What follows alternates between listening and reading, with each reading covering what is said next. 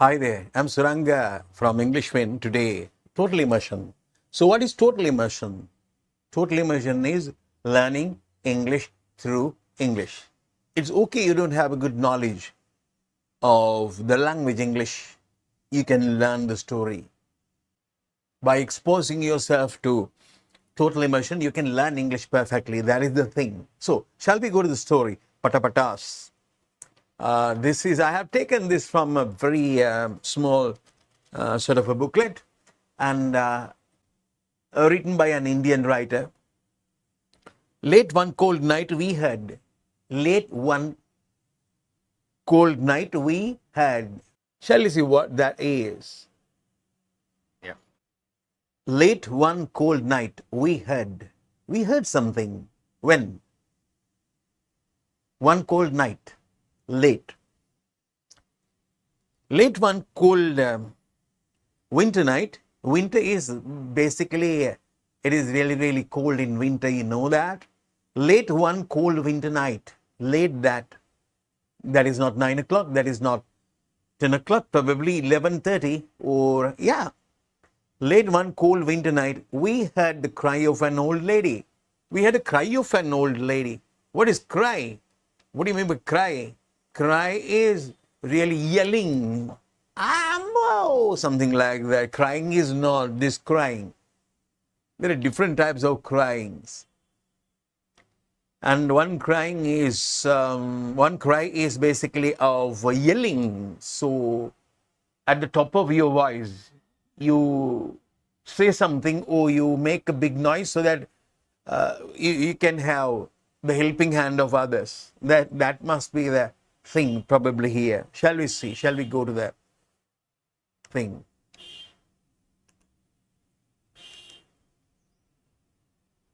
Yeah. Late one cold winter night, we heard the cry of an old lady. We know that it is an old lady because she is nearby. From the nearby house, one night, we heard a cry of an old lady from the nearby house. What is nearby house? That is a neighboring house, adjoining house, or the house somewhere near here. She was alone. Who was alone? That lady was alone. What is alone? What do you mean by alone? Nobody's there. If nobody's there, she's alone. Now, I'm alone here. I'm doing this program and I'm doing my video. I'm alone here. I'm alone. That means nobody's there. I by myself doing that. Nobody's helping me here. And that old lady was alone. That means only she was there. Shall we? From the nearby house, she was alone, living with her husband. She is living with her husband. So why should we say that she is alone?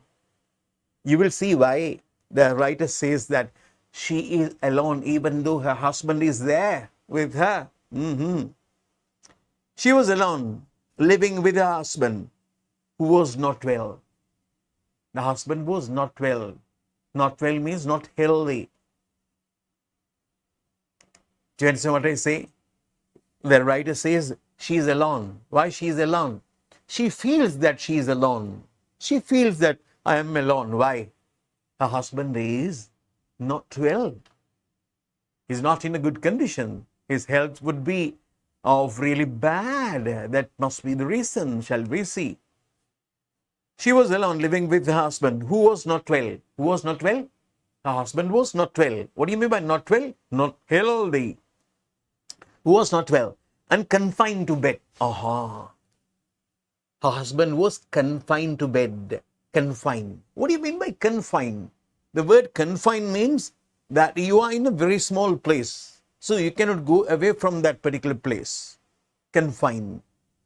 So generally, when do we find sort of occasions, instances, when we become really, our health conditions become really bad, we have to confine to bed, or we have to confine to a wheelchair. We can see some people confined to bed or confined to wheelchair. You know, right? Why? Their health is not good. See, clear? Yeah. She's alone, but she is really not alone. She has husband with her, but her husband is not well, so her husband is confined to bed. Bedridden husband, we called it. Bedridden husband. Bedridden wife, bedridden husband. Bedridden is riding the bed. That is, she's in the bed, he is in the bed. In this story, he is in the bed, he is bedridden. That is it. Well, and confined to bed. Sensing their pitiable condition, one lady, we had a cry. We know that lady was helpless because her husband is not well. And then they say, sensing their pitiable condition, pitiable condition. Before pitiable, we have to go to pity. We know different types of pities. Hal pity, palm pity, kurakam pity, and roti hadana pity, things like that. But this pity is not that pity. The pity is a feeling here. In English, pity is a feeling. The feeling that we feel really, really sorry for others. When people are in danger, when people are in people do have problems. So for maybe a beggar, maybe a lady carrying 2 kids, and it seems that she hasn't eaten anything. So we feel really, really sad. So that is the pity. My feeling is pity, not kiripiti. That is pity. So in the condition, if I develop pity, that is pitiable. Her condition is pitiable. Whose condition is pitiable? That old lady's condition is pitiable. Why old lady's condition is pitiable? Old lady's condition is pitiable because she is alone. That is, her husband is not well, and she has to cook, an old lady, and she has to feed husband, and maybe there are different things that she has to attend to, she has to do when she's living with her husband. Yeah. So then, sensing their pitiable condition. Sensing means understanding. Sensing their pitiable condition.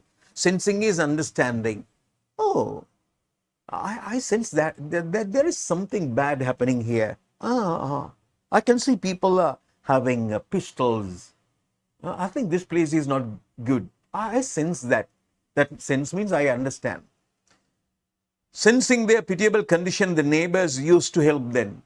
Yeah. Sensing their pitiable condition because they are really poor, they are helpless. So the neighbors used to help them. What do you mean by used to? Used to means, we were in the habit of, for example, if I say, I used to smoke, that means those days I smoked, but not now. The past habit, that means. Used to means a past habit. If you are doing something at present, you don't say so. You don't say that I used to. You say, I am used to them. We are learning all these things when we learn grammar. But as the story is of past, used to is used. Otherwise, the writer would say, we are used to help the lady. If they are still helping, at the moment they are helping the lady, the writer would say, we are used to help them. But this is past time. So that is the reason we used to help them. Neighbors used to help them. Help whom? Help the lady and her husband. Sensing their pitiable condition, the neighbors used to help them. Neighbors used to help them generally. By turns. Neighbors help them by turns. By turns means today I'm giving them food. Tomorrow you have to give them food. Day after tomorrow someone else would give them food. And things like that. Do you understand, right? What I say, oh yeah, good. That night, when they were alone, that particular night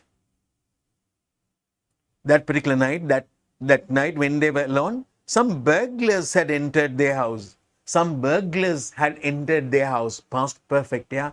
Some burglars had entered their house. Burglars. Who is a burglar? A burglar's entered the house. Burglar. Burglar is a person who enters a premises. A burglar is a person who enters a building or a house illegally, not with permission, illegally, to steal things, to take things away. Who is a burglar? Burglar is a person. Good person or a bad person? Is a bad person. Why do we think that burglar is a bad? Is burglar a good person? No, burglar is not a good person. Why do we say that burglar is not a good person? He enters buildings, houses, factories or whatever to steal things. He enters illegally. That is why we call him a burglar. If he goes at night, we generally call them cat burglar. Cat burglar. Burglar. Yeah, okay. Now, the story is, sensing their pitiable condition, the neighbors used to help them by turns. That night, when they were alone, some burglars had entered their house from the backside. From the backside, you understand that? After jumping over the courtyard wall, generally around houses, we basically build up sort of walls, parapet walls or whatever, walls. So they jumped over the wall to the courtyard. Courtyard is a space that around the house, maybe in front of the house, maybe behind the house, there are spaces, ample spaces so that we can move, enough spaces. So they are courtyard. Backyard can be courtyard. So they have come from the backside. Burglars had entered their house from the backside after jumping over the courtyard wall. Courtyard wall is the wall around the house. They had overpowered both of them. Not only entering the house, they entered the house and they have overpowered them. Overpowered the couple. Overpowered mean, you know what power is? Power. The government has a sort of a power. The forces do have power, strength.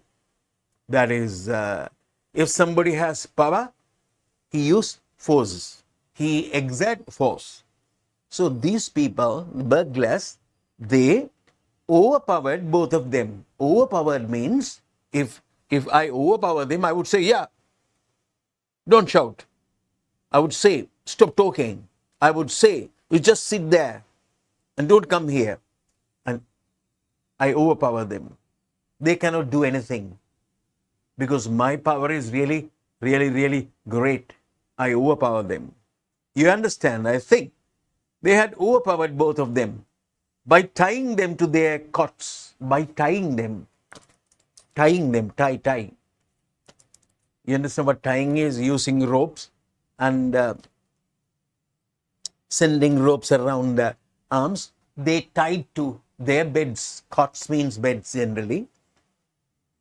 They had overpowered both of them by tying them to their cots and gagging them. What is gagging them?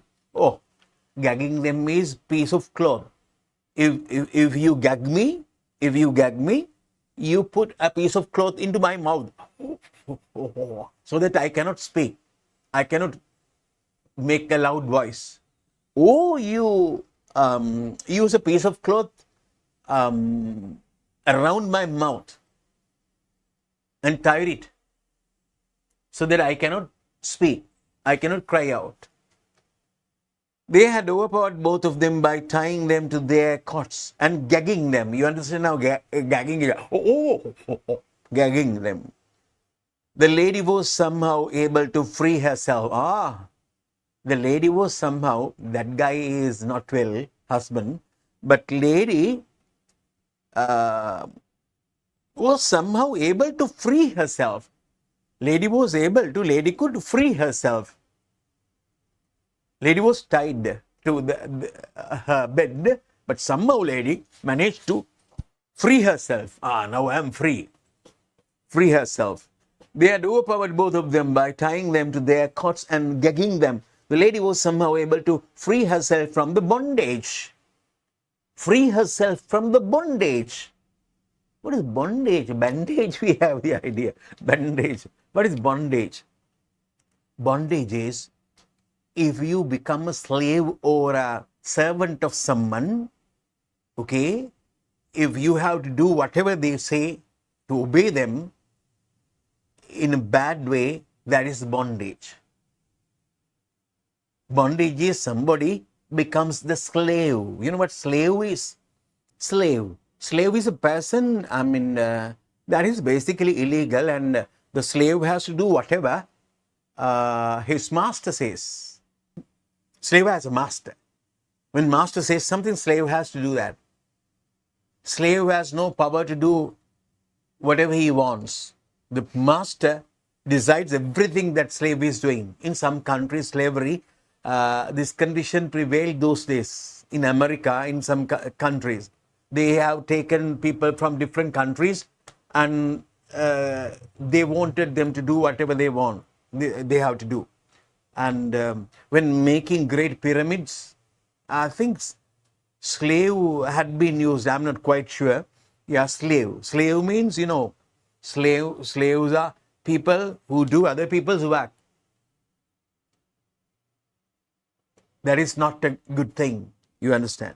So, if you become a slave or a prisoner, you know what prisoner is, then that is what we call bondage. So then, if we can free from the bondage, that is good. So, somehow this lady managed to, they say, herself from the bondage, and she came out into the courtyard. She came out into the courtyard, the compound, the outer space of the house, from where she made attempt to cry for help. From where she made her attempt to cry for help. She made a cry. Ammo! Something like that. Budu ammo, mehevaro, something like that. At the top of your voice. Ammo. Yeah. So attempted to cry for help. Cry for help. 4 of us had reached there. Yeah, the writer says 4 of us reached there. 4 of us, 4 people. 3 gents and 1 lady. 3 gents and 1 lady. Yeah. We freed her husband. Now she is already free. We freed her husband. We freed her husband from the rope. Yeah. He has been tied and we removed the ropes, and now then he was free. We freed her husband from the rope, which was so very tightly tied. He was tightly tied. Tightly tied. You know what? Tightly. Tight. The shirt is not off. Tight. Clear? We freed her husband from the rope. Rope is, you know what rope is. We tie cows and other animals to a tree using ropes. Very long, thick, coir products. 4 of us had reached there, 3 gents and 1 lady. We freed her husband from the rope, which was so very tightly tied that it had made its marks on the skin. Yeah. So tightly tied that the marks were there on the skin, marks. So very tightly tied that it had made its marks on his skin, where he was badly bruised. He was badly bruised. He was badly bruised. What is badly bruised? Bruise is generally the purple color or brown color mark on the skin due to sort of if you hit something, if you happen to hit against the wall, the part that hits would be of purple color. You understand what I mean? Just like the purple color. Purple. Oh, something like that. Yeah, purple color. And then that is a bruise. Husband from the rope, which was so very tightly tied that it had made its marks on his skin, where he was badly bruised. 2 of us went to police station. No, 4 people, 3 gents and 1 lady, went to help the couple, and 2 of us went to the police station, as by that time there was no trace of the culprits. At that time there was no trace of the culprits. No trace means no idea, no evidence, no information of the people who have done that bad thing. We call them culprits. No trace of culprits. Why do we call these people culprits, the burglars culprits? Culprit, the singular word at the tip of my tongue, but I don't say the singular word because this is totally immersion. It is useless. Culprit, you can say to somebody, you are a culprit. You don't want to know the singular meaning of that in singular to call somebody a culprit. You culprit. You culprit. Why do we say that he is culprit? Say, yeah, culprit is somebody who is doing things against law. You know what law is? Law. If people do bad things against law, we call them, he's a culprit. You don't want the single meaning to say culprit.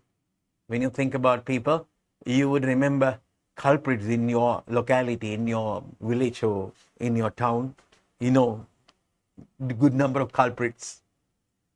Two of us went to the police station as by the time there was no trace of the culprits. Nobody knew who the culprits were. Who had perhaps taken to their heels. Take to heels means heel is the lower part of your foot. This color. This part of your foot. This is hand, foot. This part. Take to heels means we are taking to heels. That means running away from a place. Yeah. They must have run away from that place. So therefore, that is the reason why they did not have trace. They did not have an idea where they have gone or who they were. There was no trace of the culprits who had perhaps taken to their heels after the cry of alarm by the old lady. After the cry of alarm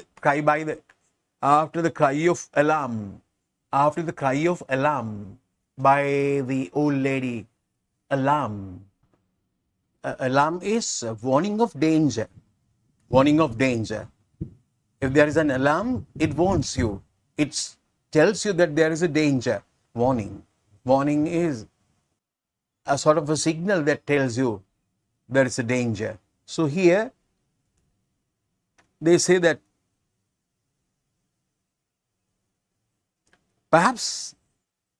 who had perhaps taken to their heels after the cry of alarm. Why do we call it cry of alarm? That was a cry, the cry was not because of she is happy. She must have felt that there is a danger somewhere. So that cry is cry of alarm. She made a cry because of a danger. So that was cry of alarm by the old lady. Because of the cry of the alarm, they have run away. The police came and made a thorough search, very serious search. The police came and made a thorough search of the house. They found out 2 boxes on the adjacent park. The police came and they searched the house, a thorough search. That was really a very good checking. And then the police came and made a thorough search of the house. They found out 2 boxes in the adjacent park. Adjacent park is next land. Adjacent means the next land. Boxes in the adjacent park. Luckily, she was lucky. That lady was lucky. Luckily, they could not open them in the hurry to run away. They could not open them. They had not opened the tiny boxes. Run away. They have dropped the boxes. All the precious articles. Precious is valuable. Precious stones are gems. Precious means valuable. Articles mean things. All the precious articles in the Almirah were also safe. In the Almirah, you know what Almirah is? The single meaning is also the same. Almirah, big thing that we put our clothes, sort of things inside that.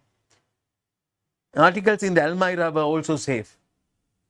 Articles in the Almirah, they have not opened the Almirah. Thus the old couple were saved from an attempt at burglary. All couples were saved. Next day, they changed the house and shifted to their son's residence. Next day, they shifted to their son's residence. They went to their son's place in the nearby colony. Colony is an area where lot of people are living. Good number of people are living. The old lady was so very thankful to her neighbors who came to help them in their hour of need. Oh. Next day, they changed the house and shifted to their son's residence. Shifted, going from one place to another. Shift. Son's residence in the nearby colony. The old lady was so very thankful. Old lady was thankful. Thankful means she must have said, thank you very much. Thank you very much. To her neighbors who came to help them in their hour of need. Who came to help them in their hour of need. Hour of need means hour. You understand what hour? Need means I need water, I need something. Hour of need means particular time that somebody needs help, a helping hand of others. That is said. This story I have taken from an Indian book, as I have told you. So the thing is, when I am telling you the story, I am not trying to slow down the pace. There was an old lady and she was very poor. And then when you go to town, when you go to the street, you cannot find that sort of conversation. Excuse me, can you tell me? No, nobody is talking like that. When you go to a bank or when people talk in a wedding or somewhere, when people are in conversation, they don't say, excuse me, how about your daughter? Is she now working in the same place? And they are not talking like that. They're just talking like this generally. So therefore, when we learn the language, when we learn English, Hindi, Urdu, whatever the language is, somehow, first it would be a bit difficult. Somehow you have to attend to, somehow you have to go to that particular natural conversation. So you have to think about natural language. When I am telling this story, you must have felt that I'm not thinking about words, grammar or whatever it is. So if those days when I was learning English at university, and it was very difficult for me to utter at least 2-3 words together. But now I can, a long time.